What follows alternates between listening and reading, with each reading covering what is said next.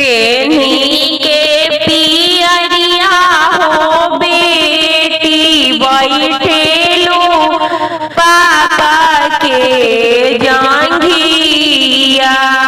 पंडित जी पढ़ेनी पोथिया हो बेटी पापा गरी कन्या दानावा।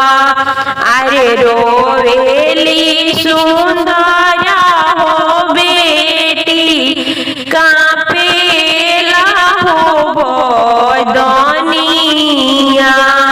अरे रोवेली दुलारी हो बेटी कापेला हो बदनिया।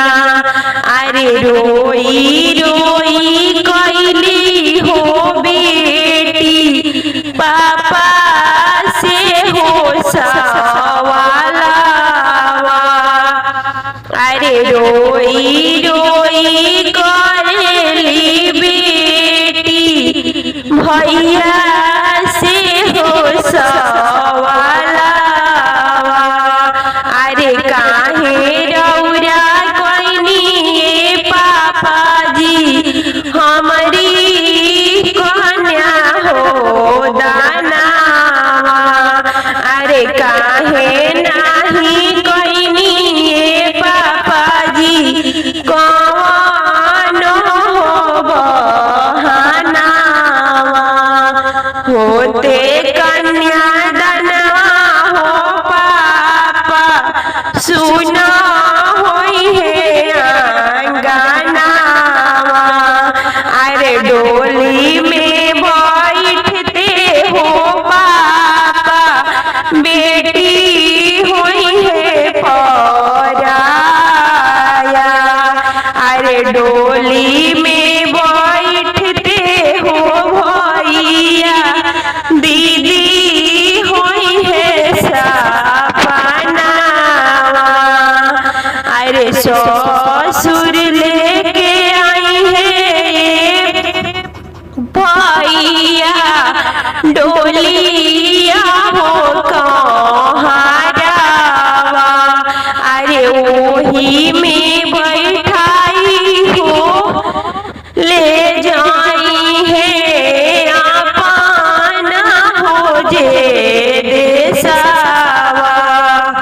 अरे वही में बैठाई ले जाई है अपनी हो जे घरावा।